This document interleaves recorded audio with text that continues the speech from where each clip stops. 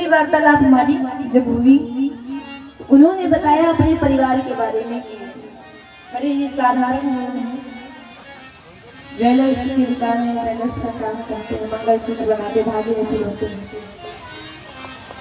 तो क्या करा उन्होंने, जो उनका नाम है जय कुमार प्रसाद जी, जानते हैं आपके नाम, क्योंकि आप लोग जैसे सुन रहे हो तो लग रहा है कि आप लोग जानते हैं।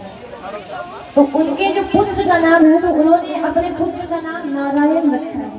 मैंने अजामिल की जो कथा संक्षेप में बताई थी कि संतों ने कहा था कि अपने बेटे का नाम नारायण रखना। बड़ी सौभाग्य की बात है कि इन्होंने जो अपने बेटे का नाम है वो नारायण रखा है।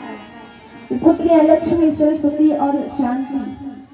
जब से पुत्र और पुत्रियों का इनके जन्म हुआ है, तब से वो आज तक ना पिताजी बोलते हैं, ना पापा बोलते हैं, ना डैडी बोलते हैं।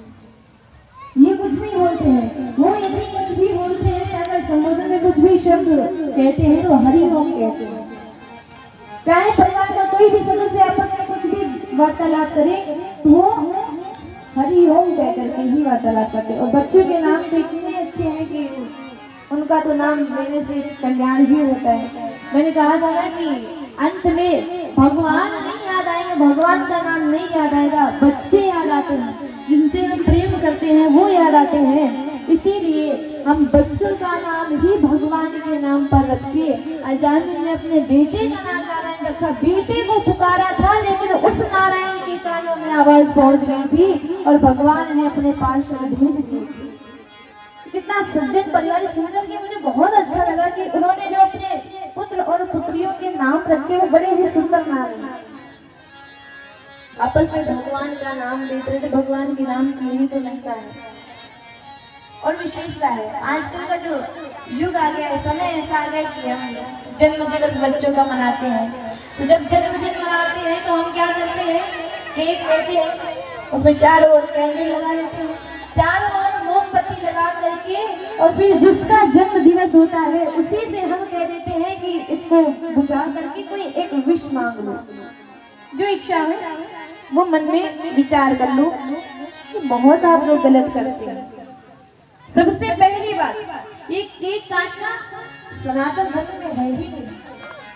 जिस दिन जन्म दिवस हो बच्चों का, उस दिन आप सुबह उठ करके कहें कि सबसे पहले स्नान करो, बड़े बुजुर्गों का आशीर्वाद लो, चरण वंदना करके मंदिर जाओ, मंदिर में जा करके पूजा करो, वंदना करो, अर्चना करो। इनके यहाँ भी ऐसा ही होता है।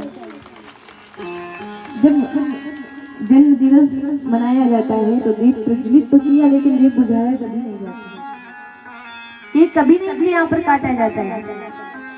बच्चे माता पिता का आशीर्वाद लेते हैं, गुरुजनों का आशीर्वाद लेते हैं, जा करके भगवान के मंदिर में प्रार्थना करते हैं, मंगल कामना करते हैं, धर्म के बारे में बताते हैं। तो केवल आज की जो शिक्षा हम बच्चों को देना चाहते हैं, वो केवल शिक्षा मत दीजिए। जैसे इन्होंने अपने बच्चों को अच्छे संस्कार दिए हैं, शिक्षा के साथ साथ हम और आपका भी उत्तरदायित्व है कि आज केवल शिक्षा के पीछे बच्चों को ना भगाएं। इनकी जो हमने बातें बताई हैं, इन बातों को सुन करके अपने बच्चों को भी शिक्षा के साथ साथ ऐसे संस्कार अवश्य ही दें। बड़े सियावर रामचंद्र की मैं इनका और इनके पूरे परिवार का हार्दिक अभिनंदन करती हूँ। और बड़ा ही अच्छा लगता है सुनकर कि आज भी ऐसे लोग हैं जो इतने सुंदर सुंदर नाम बच्चों के रखते हैं, जो बच्चों को धर्म से जोड़ करके रखते हैं, संस्कृति से, सनातन से जोड़ करके रखते हैं, संस्कार इतने अच्छे रहते हैं। नहीं तो आजकल के बच्चे हैं, जब भी उनसे मिले तो बस हेलो, हाय, बाय, सुबह उठे गुड मॉर्निंग, रात को सोए गुड नाइट। और बच्चों का क्या कहें, जब तक घर के बड़े शिक्षा नहीं देंगे तब तक बच्चे भटकते रहेंगे। इसीलिए बच्चों को अच्छे संस्कार आप तभी दे पाएंगे जब आप भी सनातन से जुड़े रहें, धर्म से जुड़े रहें। बोली श्री धाम वृंदावन बिहारी राज की। तो भगवान की जो थोड़ी सी चोरी है, उस थोड़ी सी चोरी की मैं चर्चा करती हूँ। जैसा कि मैंने कहा कि ब्रज में भगवान प्रसिद्ध हो गए माखन चुराने के लिए। थोड़ी सी जो चोरी भगवान की है, एक दिन भगवान ने क्या किया, एक गोपी के यहाँ पर भगवान गए, उनकी सासू माँ यमुना जी में जल लेने के लिए, और जल लेने के लिए जब गए तो पीछे से भगवान पहुंच गए और भगवान ने जाकर के बहू से कहा कि यहीं पर बैठी है ना, कुछ पता भी है और बहू ने कहा क्या हुआ कन्हैया? भगवान कहते तुम्हारी सासू माँ गई थी जल लेने के लिए और वहाँ किसी बैल ने मार दिया है, वहीं पर पड़ी है सड़क पर, कोई उठाने वाला नहीं है और तुम यहाँ पर बैठी हो आनंद से। बहू तो भयभीत हो गई। अच्छा एक्सीडेंट नाम सुन ले तो वो नाम ही इतना भयानक होता, भले खरोच आई हो लेकिन कोई आकर कहते कि तुम्हारे परिवार को वो सदस्य उनका एक्सीडेंट हो गया तो अंतरात्मा कांप जाती है। बहू ने सुना क्या कह रहे हो कन्हैया, बैल ने मार दिया?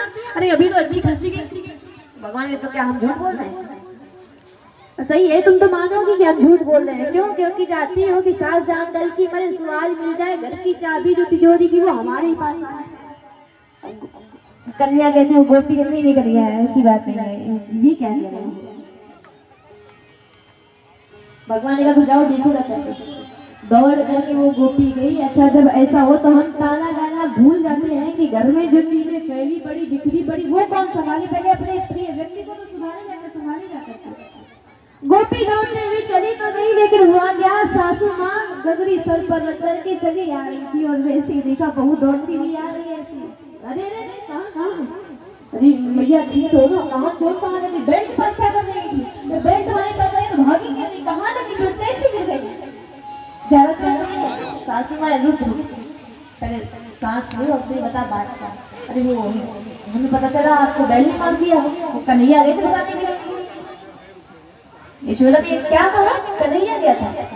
अरे ये कहेगी बहू है यहाँ की तो हम बाहर जाने नहीं देते, बाहर घूमने की इच्छा से झूठ क्यों बोल रही? बहू कहती भैया हम झूठ नहीं बोल रही, वो गए थे हमारे पास। सासू माँ गए तेरे पास कैसे गया था? वो तो अभी हमारे पास से गया है। नहीं भैया आपके पास से गए, अभी हमारे पास से गए, घर पर ही हम छोड़ कर आए। सासू भैया कहते हैं कि सुन कि मैं किसी जमुना जल को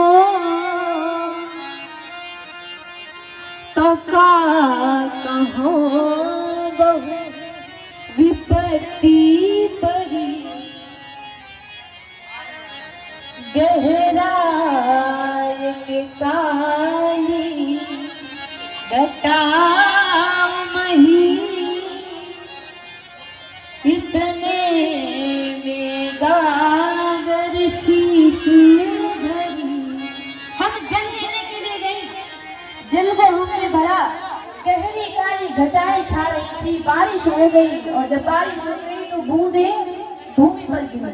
जैसे ही हमने गगरी भरी और जैसे सिर पर रख करके आगे चली तो हुआ क्या कि रपटो पग घाट चढ़ो न गयो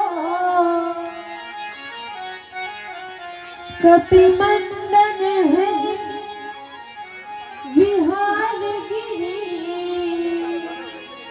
चिरजीवन को पारो बहु जो गरी मन ठाड़ी करी। जैसे ही हम आगे बढ़ी हमारा पैर फिसल गया और जैसे ही हम गिरने वाली थी कि नंद के छोरे का भला हो हाथ पकड़ करके हमें संभाल दिया, थाम दिया। और तुम कह रही हो कि वो तुम्हारे पास गया था?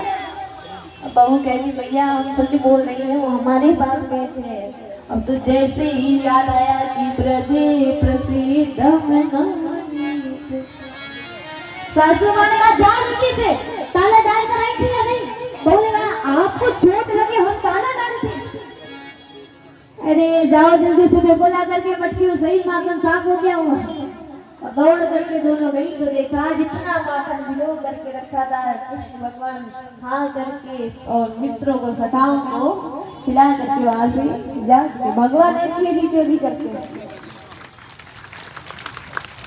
एक जगह पे चोरी की तो एक गोपी कहती है कि कन्हैया भगवान ने कहा बताओ।